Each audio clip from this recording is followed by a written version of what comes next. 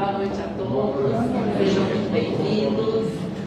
Eu vou fazer uma leitura do livro Caminho, Verdade e Vida, de Francisco Cândido Xavier, ditado pelo Espírito Emmanuel. Ciência e amor. A ciência incha, mas o amor edifica. Paulo, primeira carta aos Coríntios, capítulo 8, versículo 1. A ciência pode estar cheia de poder, mas só o amor beneficia. A ciência, em todas as épocas, conseguiu inúmeras expressões evolutivas. Vemo-la no mundo exibindo realizações que pareciam quase inatingíveis. Máquinas enormes cruzam os ares e o fundo dos oceanos. A palavra é transmitida sem fios a longa distância. A imprensa difunde raciocínios mundiais. Mas, para essa mesma ciência, pouco importa que o homem lhe use os frutos para o bem ou para o mal. Não compreende o desinteresse nem as finalidades santas. O amor, porém, aproxima-se de seus labores e retifica-os, conferindo-lhe a consciência do bem. Ensina que cada máquina deve servir com utilidade divina no caminho dos homens para Deus. Que somente se deveria transmitir a palavra edificante como dádiva do Altíssimo, que apenas seria justa a publicação dos raciocínios elevados para o esforço redentor das criaturas. Se a ciência descobre explosivos, esclarece o amor quanto à utilização deles na abertura de estradas que liguem os povos. Se a primeira confecciona um livro, ensina o segundo como gravar a verdade consoladora. A ciência pode concretizar muitas obras úteis, mas só o amor institui as obras mais altas. Não duvidamos de que a primeira, bem interpretada, pode dotar o homem de um coração corajoso. Entretanto, somente o segundo pode dar um coração iluminado. O mundo permanece em obscuridade e sofrimento, porque a ciência foi assalariada pelo ódio, que aniquila e perverte, e só alcançará o porto de segurança quando se render plenamente ao amor de Jesus Cristo.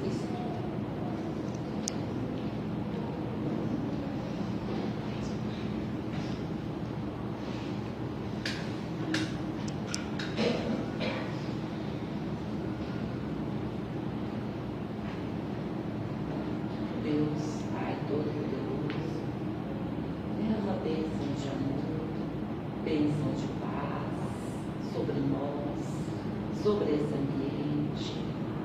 Ilumina sempre os nossos pensamentos, os nossos corações. Nos dê a paz, a serenidade necessária, o equilíbrio. Nos ajude nessa caminhada.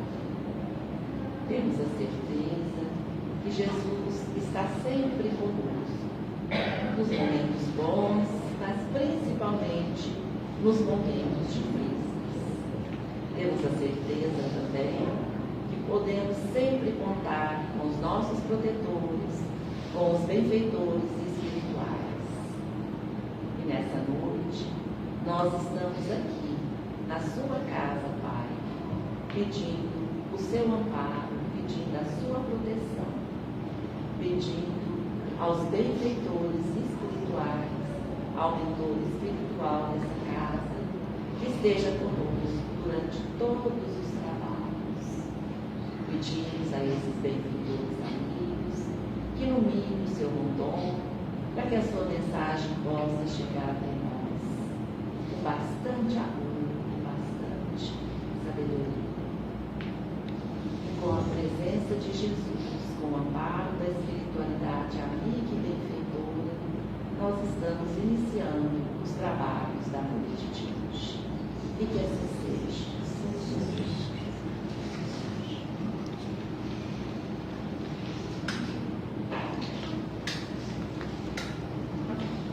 É com muito prazer que a gente recebe sempre o seu rondon. Seja bem-vindo. Boa noite a todos. Que a paz do nosso Senhor Jesus Cristo esteja no coração de cada um de nós, encarnados e desencarnados.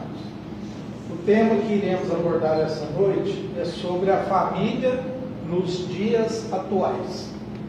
Como é que anda a família? Então nós vamos fazer algumas pontuações para que possamos sair daqui com uma reflexão.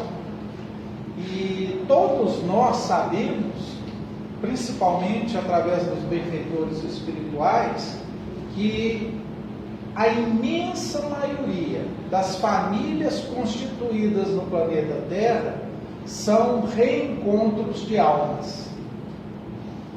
Com raríssimas exceções, existe na família espíritos que nunca estiveram em contato. Mas a imensa maioria, nós já nos conhecemos no passado. Então, é importante entender, através dessa informação, que muitas coisas que nós não soubemos fazer, e às vezes até nos comprometemos no passado, nós temos o berço familiar para dar nova chance, nova oportunidade de crescimento. Muitos irão afirmar que a minha família é muito difícil, é muito complicada. Existem pessoas que realmente traz dificuldade no relacionamento, coloca a família em perigo, em desarmonia, em situações difíceis. Concordamos com isso. Mas toda família, ela é planejada no mundo espiritual. Nós não constituímos uma família ao acaso, de uma maneira improvisada. Quem lê Missionários da Luz, no capítulo A Reencarnação de Segismundo, vai entender a quantidade de espíritos, de trabalhadores do mundo espiritual, que nos ajudaram a estar aqui hoje. Será que foram algumas dezenas, centenas? Podemos afirmar que cada família, provavelmente, milhares de espíritos trabalharam para que fosse possível tal organização familiar. Imaginem os futuros pais reencarnarem, eles se encontrarem, constituir um matrimônio, os filhos que irão constituir aquela família, a equipe espiritual convencendo cada um em diferentes ambientes espirituais a realizar tal planejamento. E todos nós sabemos que reencarnar é muito mais difícil do que desencarnar. Do lado de lá, com a nossa consciência plena, nós entendemos as dificuldades que iremos enfrentar. É como no Livro dos Espíritos informa: reencarnar é como se a gente tomasse um barco, viajasse nesse barco e enfrentaríamos mares revoltos, tempestades, sem ter a certeza que chegaremos ao nosso destino, ao porto seguro. Então, reencarnar é um desafio. Porque nós ainda, na nossa atual constituição espiritual, a altura espiritual que alcançamos, ainda temos dificuldade em fazer as coisas corretamente. Então, saindo do mundo de provas e expiações para alcançar o mundo regenerado, esse sucesso se dará ao desempenho familiar. Existe um conceito que às vezes se confunde um pouco, na cabeça de algumas pessoas: educação e instrução. Educar é transmitir bons hábitos, é formar bons sentimentos, trabalhar o caráter. Isso é educar. Responsabilidade da educação: os pais ou os responsáveis. Instrução é transmissão de conhecimento. Matemática, física, línguas, biologia. Isso é instruir. É o que as escolas tradicionais, as universidades promovem. Então, a escola nunca terá responsabilidade na construção de caráter, na verdadeira educação. E um grande educador, já desencarnado, que teve entre nós, que foi presidente da União Espírita Mineira, Honório Abreu, ele cita uma frase muito pertinente ao assunto da noite de hoje. Os pais formam, a escola informa e o Evangelho transforma. Entrou mais um item: educação, instrução e religião. Percebam que é um tripé. Na nossa atual condição espiritual, necessitamos, somos dependentes desse tripé. Se um deles falha ou se torna ausente, o que acontece? Caímos. Então, a religião, o conhecimento, a prática do Evangelho do Cristo, seja qual religião for, mas o conhecimento e a verdadeira educação é o sustentáculo para cada um de nós.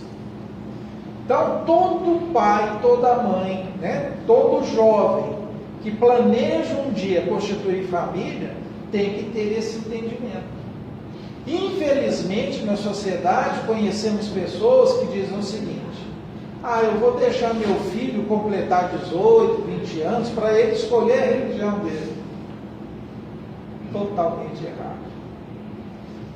Não existe na Terra nenhum profissional suficientemente competente, responsável, equilibrado, que faça o seu trabalho adequadamente, com equilíbrio, se não tiver recebido uma boa educação. Não existe.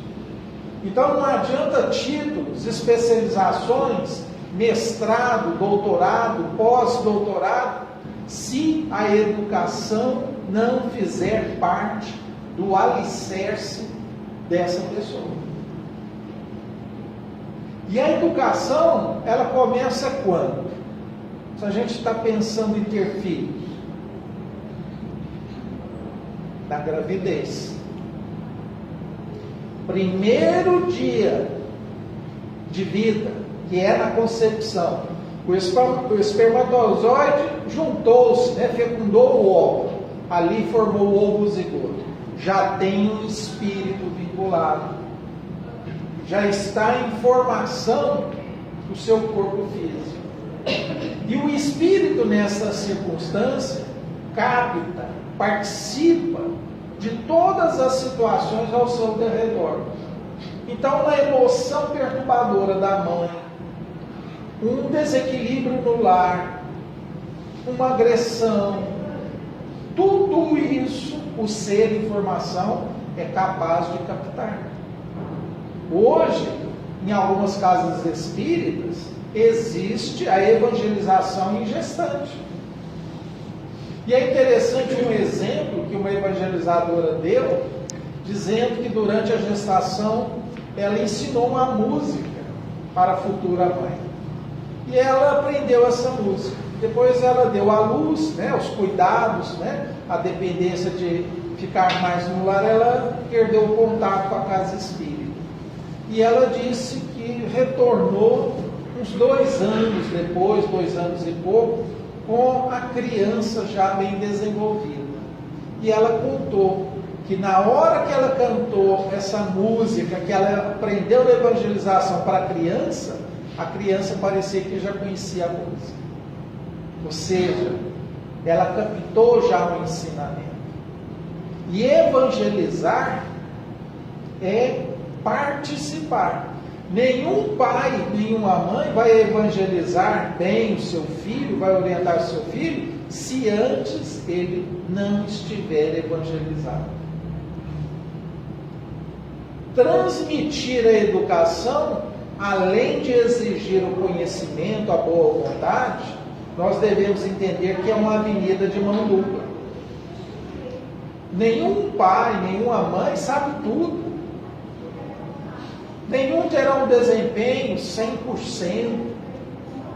Sempre teremos falha. Mas o que vale e o que faz a diferença é a boa vontade. Então, o pai e a mãe que já entendem que aquela criança necessita de conhecer o Evangelho de Jesus, já está dando um bom passo na educação dos seus filhos. Muitas mães, pais, alegam: eu levei meu filho na evangelização infantil, participou até a mocidade, mas aí sabe, né? Formou, teve que trabalhar em outra cidade, constituiu família, perdeu o vínculo com a casa, com a religião. Não importa. A evangelização depositou uma semente no coração daquele jovem, daquele pai, daquele futuro pai, daquela futura mãe. Então é isso que importa. Nas dificuldades, nas aflições, lembrará dos ensinos que recebeu na evangelização. Então, todo pai, toda mãe deveria, através do Evangelho no lar, o culto cristão no lar, dar a oportunidade da participação dos seus filhos. Porque isso aumenta o vínculo, o convívio entre os membros da família. É uma participação ativa. Um psiquiatra já desencarnado, que escreveu um belo livro chamado Quem Ama Educa, de Samitiba, ele chamava a atenção para o alto índice de drogadição na sociedade entre os jovens. E ele percebeu que entre aqueles jovens que adentrou o mundo da droga, havia algo em comum entre eles: a perda do sentimento de pertencimento na família. Se a gente olhar aquele jovem delinquente que cometem crimes hediondos e tiver a oportunidade de fazer uma retrospectiva na sua vida, nós vamos encontrar lá na infância situações que potencializaram tal mal inclinação. É matemático isso. E a gente sabe, né, que esses jovens, olhando os antecedentes e o convívio na família, às vezes brigas, alcoolismo dentro de casa, consumo de outras drogas, furtos, roubos. Um exemplo ainda é muito forte, representa um arrastamento para o jovem. Então, cuidado com o que a gente fala, porque o jovem, a criança capta. O pai fica dirigindo sem motivo nenhum, passa um sinal fechado sem motivo, a criança está aprendendo a ser um futuro mau motorista. Alguém toca a campainha na sua casa e o pai ou a mãe fala assim: diga que eu não estou. Está ensinando a mentir. Então perceba que nos pequenos comportamentos e exemplos fala muito mais do que a palavra.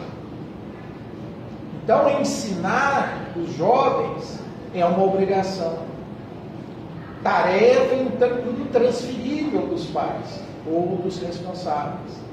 Hoje tem muito pai e muita mãe que matricula a criança na escola, que é importante, mas está aprendendo línguas, está aprendendo música, está no esporte e muitas vezes não está na religião. Voltamos a dizer, o tripé do ser humano: conhecimento, instrução, educação e religião, religiosidade. Isso dá ao ser imortal a capacidade de entender a vida futura. Aquela pessoa que tem a certeza, a naturalidade, eu morrerei fisicamente, mas a minha essência resistirá e estará mais viva no plano espiritual. E deverei, como ensina a doutrina, reencarnar novamente quantas vezes forem necessárias até atingir a pureza espiritual. Quem tem essa certeza tem uma perspectiva, um olhar diferente. Em recente palestra de Haroldo Dutra, ele contou um caso interessante, dos jovens que estão reencarnando na Terra. Uma criança de 4, 5 anos de idade, que estava com sua mãe, a mãe ia buscar o esposo no aeroporto, e encontrando, o marido entrou, e de volta para casa a criança perguntou para a mãe: quanto tempo eu demoro lá antes de estar aqui? O marido olhou com a cara estranha: o que você está conversando com a nossa filha? Não falei nada desse assunto com ela. Aí a criança insistiu. Aí a mãe, com muito jeito, disse o seguinte: olha, a gente não tem muita certeza, se depois que a gente parte, a gente volta. A criança falou assim: isso aí eu já sei que volta. Eu preciso saber quanto tempo que a gente demora lá. Então hoje tem jovens, muitos jovens, que o trabalho, a programação reencarnatória dela é dar exemplo para a família. Mas existe o contrário. Espíritos rebeldes, difíceis, adversários do passado, que reencarnam na família para desenvolver o sentimento. Toda pureza espiritual atinge a plenitude da felicidade. Isso é lógico. Cristo advertiu: a felicidade não é desse mundo. Ainda não. Que ainda não desenvolvemos o sentimento que é capaz de permanecer definitivamente a felicidade nos nossos corações. Então perceba que a finalidade da nossa evolução espiritual é aprimorar o sentimento, é aprender a amar. E é na família que, segundo Joana de Ângeles, é o laboratório das almas. É ali o campo prático para exercitar aquilo que nós aprendemos na teoria no mundo espiritual. A inconsciência, de muitas coisas é necessária, porque se a gente tivesse lembrança das vidas passadas, o reencontro de espíritos que nós não tínhamos um bom relacionamento, isso pode dificultar de maneira direta o bom aproveitamento reencarnatório. Então esquecer o passado é uma bênção, mas isso é para alguns, porque tem criança que lembra. O livro Biologia e Reencarnação, do professor americano já desencarnado Ian Stevenson, canadense radicado nos Estados Unidos, na Universidade de Virgínia, relatou mais de 1.500 casos de crianças que tinham lembranças da sua última reencarnação. Biologia e Reencarnação. Não é um livro religioso, é um livro científico. Então, quanto mais se aprimora a alma e o mundo vai se adaptando às necessidades do espírito, nós vamos ganhando essa liberdade de conhecimento. Sabemos que um mundo mais evoluído do que a Terra, por exemplo, Júpiter, os habitantes têm plena lembrança das suas reencarnações anteriores, porque eles já constituíram evolução moral e intelectual capaz de suportar tudo isso. Na questão 110 do livro O Consolador, foi feita uma pergunta para Emmanuel. Qual é o instituto mais importante na face da Terra? Emmanuel responde: a família é a instituição mais importante no planeta, onde recebem as almas para o seu desenvolvimento do sentimento e do caráter. Não basta ter uma boa condição financeira, ter títulos, ter sucesso na profissão, se a família não estiver organizada. No passado, quem trabalhava era o homem, o esposo. A esposa tomava conta de casa, dos filhos, mas hoje ambos trabalham normalmente. E as crianças muitas vezes têm pouco tempo de contato com os pais. Muitos deles vão se encontrar e conversar só à noite. Mas, um aviso: aquele tempo que nós tínhamos à disposição e não temos mais, pode ser substituído por um menor tempo, mas com qualidade. Então, se o sentimento de pertencimento é algo importante em nossas vidas, na sociedade, na família, então nós devemos trabalhar isso. E aí vem algo que passa a ter um cuidado maior. Se eu não tenho tanto tempo, como é que eu vou trabalhar no fim de semana, ou mesmo à noite, que eu chego, meu filho ou minha filha está dormindo? Você pode aproveitar aquele tempo que está dormindo e falar que ama, que tem saudade de estar junto, que tem preocupação com ela. O espírito indiretamente capta isso. Então hoje, uma criança às vezes passa de ano e ganha um presente porque passou de ano. É recompensada, E muitas vezes os pais fazem isso pela ausência. Ou o tempo que eu deveria ter, eu estou trabalhando, estou com outras pessoas, estou resolvendo problemas. E eu, com a consciência pesada, dou um presente material. Isso, psicologicamente, é a pior coisa que a gente pode fazer.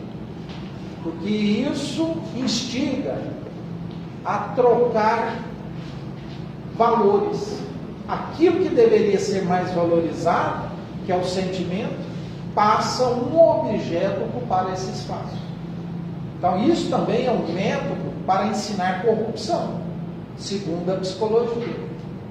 Criança deveria ter direitos e deveres.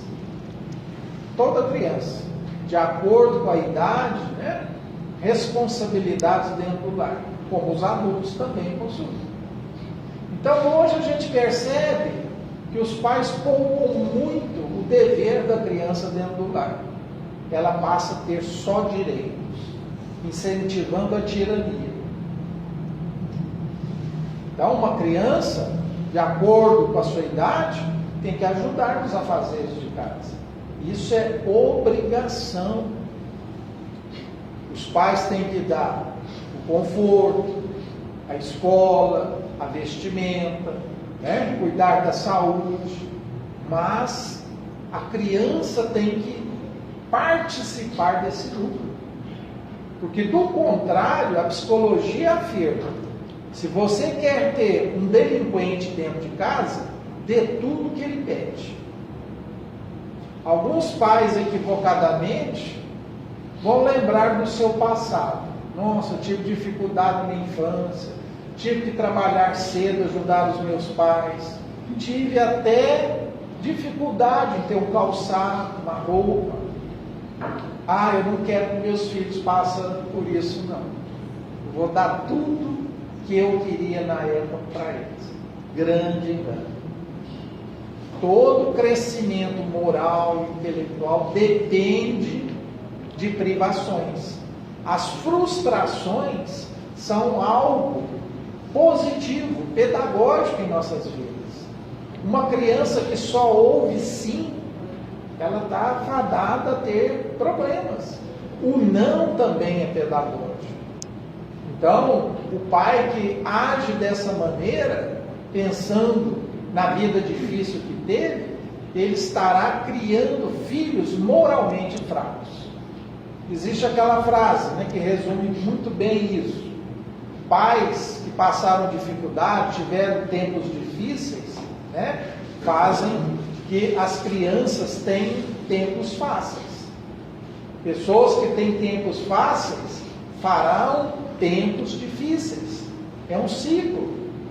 Então, é o equilíbrio entre o dever, entre os direitos, que a criança deve se apresentar, deve se promover nesse trabalho de educação.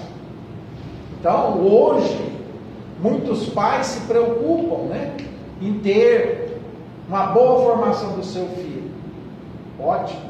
Mas e a formação moral? E a formação religiosa?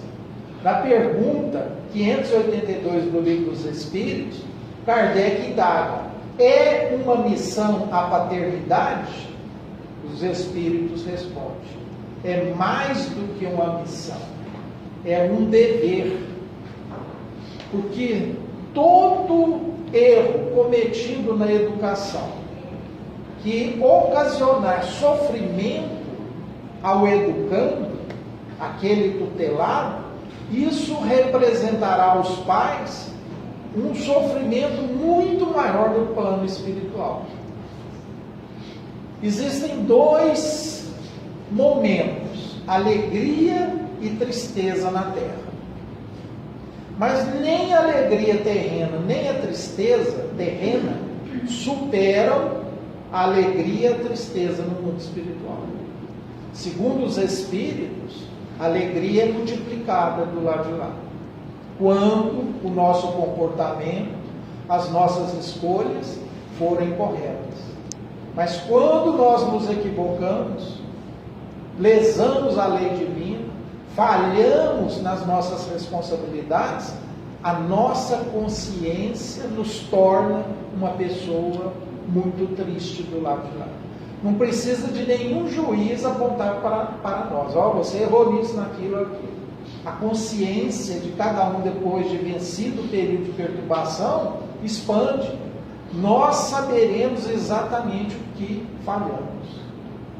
Então, isso mostra que a má educação, a má formação familiar, a perda das oportunidades de crescimento em família representarão sofrimento no mundo espiritual. Sabemos também que estamos num momento chamado de ápice da transição planetária.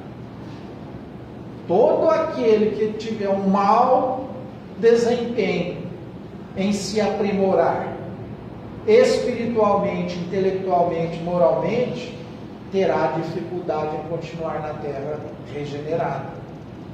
Quem serão os espíritos, na maioria, a ocupar o mundo regenerado? Espíritos de quarta e quinta classe, prudentes e sábios e benevolentes. A sapiência, a pacificação, a prudência, a calma, a tolerância, a prática da caridade. Se isso não estiver incorporado em nós, nós perderemos o passaporte para continuar na Terra regenerada. Isso é castigo? Não, é não. Isso é lei natural. Aquele que não tiver esses requisitos íntimos de um aprimoramento em relação aos espíritos do passado, que era a terceira ordem, e no mundo regenerado passam a ser segunda ordem, por isso que eles já são chamados bons espíritos, haverá uma incompatibilidade de continuar na Terra. Saltam aos olhos esse agitamento da transição planetária. No último capítulo da Gênesis, os tempos são chegados. A transformação não é só física, magnética, orgânica, mas é principalmente moral. Um espírito inferior, se os trabalhadores da reencarnação, departamento de reencarnação, ousarem colocá-lo num mundo superior à sua condição espiritual, isso vai dar certo? Não, é incompatível. Um espírito superior, ele reencarna onde ele quiser, porque ele tem créditos em relação a isso. Mas um espírito inferior, seus limites, a sua atuação é pequena. Então, se a gente não acompanhar a marcha do progresso, ficarmos para trás, o que acontecerá? Perderemos a oportunidade de continuar reencarnando no planeta Terra. A regeneração é uma condição que já amplia a felicidade, a harmonia, o bem-estar, a preocupação de viver em sociedade. Então, estar em família é o meio que nós podemos construir para esse objetivo maior. Então, no mundo espiritual, amigos, parentes que lá estão, torcem por nós, para que saiamos vitoriosos dessa missão, desse trabalho. Na 583, Kardec faz uma pergunta até interessante. Se, apesar dos esforços dos pais, fizer tudo pelo filho, mas mesmo assim ele não se modificar, os pais sofrerão culpa em relação a isso? Aí eles respondem, que quanto maior for a dificuldade e os pais conseguirem melhorar o caráter do seu filho, maior será a vitória. Ou seja, o mérito está em usar os mecanismos, as ferramentas necessárias para distribuir e conquistar essa verdadeira educação. Na questão 109 do livro Consolador, foi feita a pergunta para Emmanuel: a infância é um período ideal para a educação? E Emmanuel responde que sim. Até os 7 anos de idade, a criança, aquela criança em desenvolvimento, ela está ávida. É como se fosse uma esponja com capacidade de absorver a água com uma rapidez maior. Por quê? Porque o sistema nervoso central de uma criança ainda não completou todo o seu desenvolvimento até os 7, 8 anos de idade.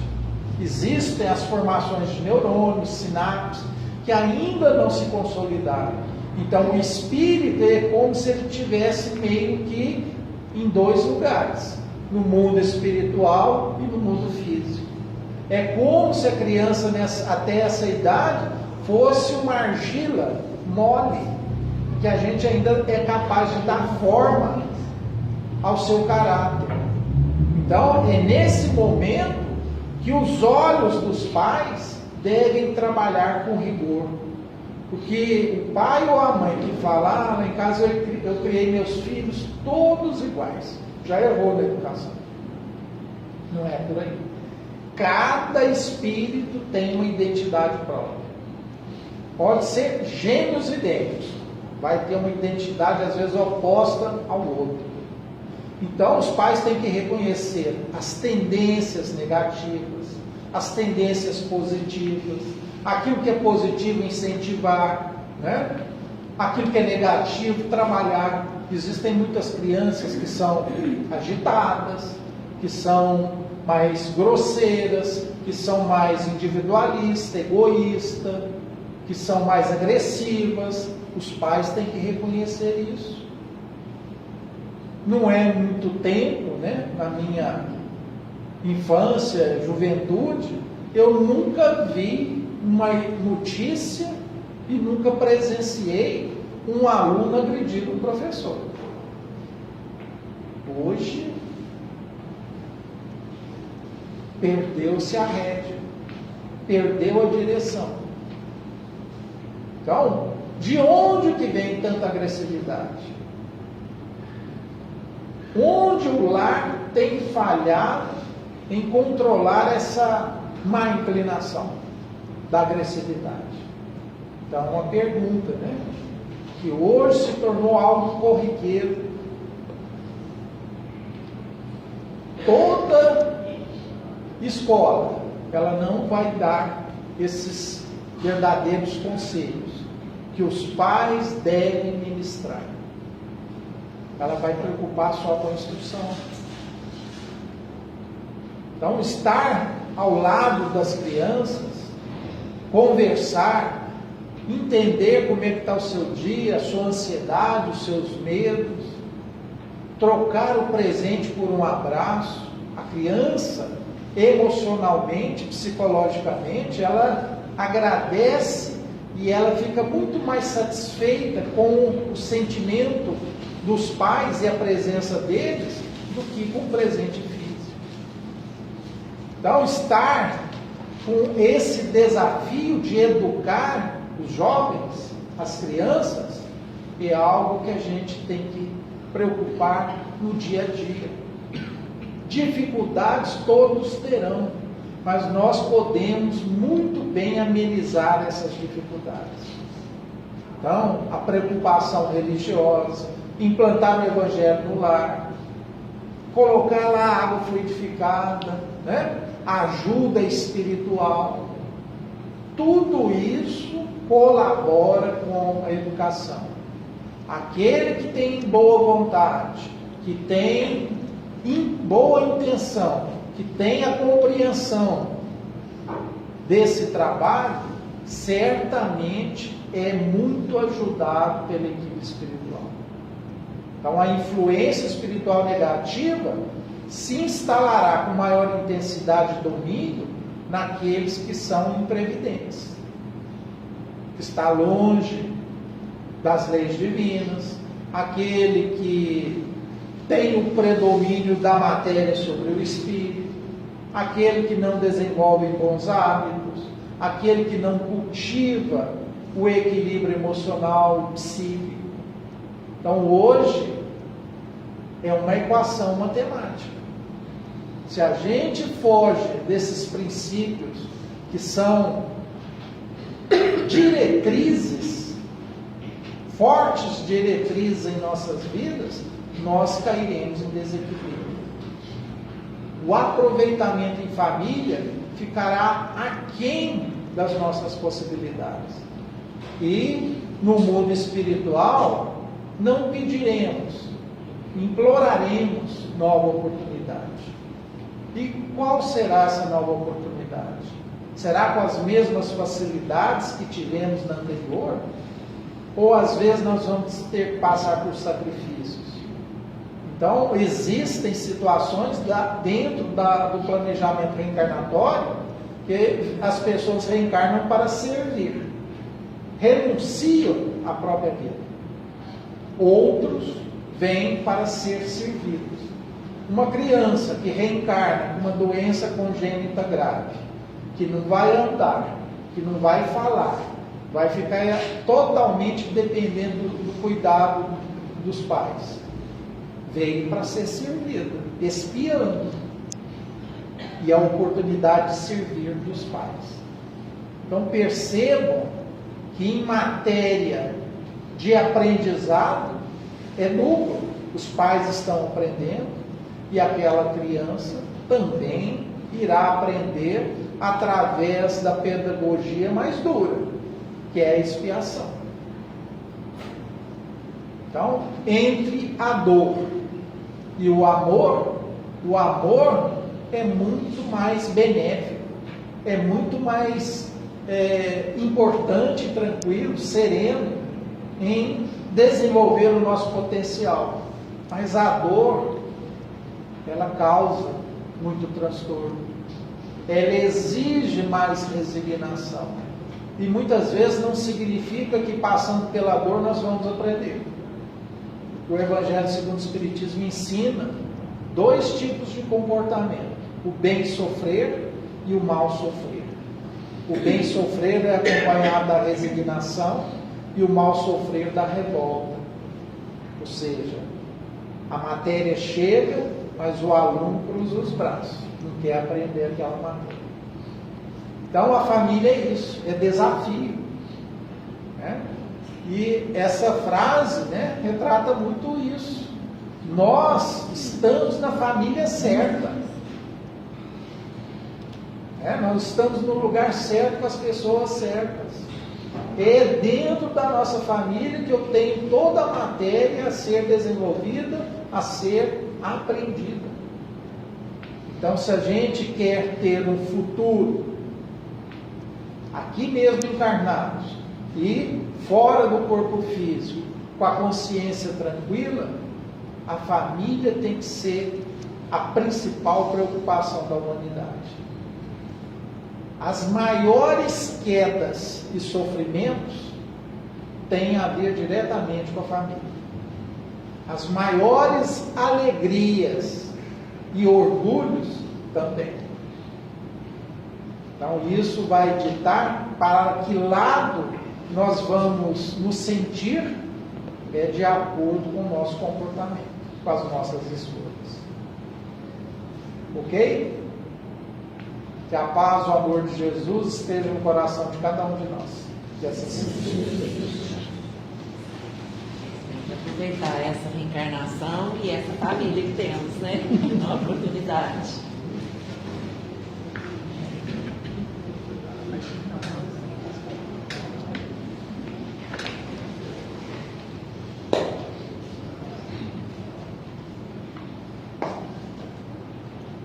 Obrigada, Senhor, por mais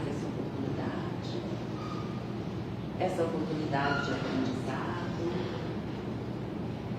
Obrigada, Mestre Jesus, por tantos ensinamentos que o Senhor nos trouxe. Vamos agradecer também a família que temos. Pedir que o amor, só o amor nos conduza, que nos leve para a nossa evolução, para lugares melhores, porque só o amor é capaz de cobrir as nossas multidões de pecados. Então, Senhor, nós te agradecemos mais uma vez por hoje, te pedimos que o Senhor ilumine os nossos lares, os nossos familiares, que possamos voltar para as nossas casas, levando esses bons sentimentos, essas boas vibrações para todas as pessoas que estão à nossa espera. Obrigada, Senhor. Que a doce paz de Jesus esteja sempre conosco. Que assim seja.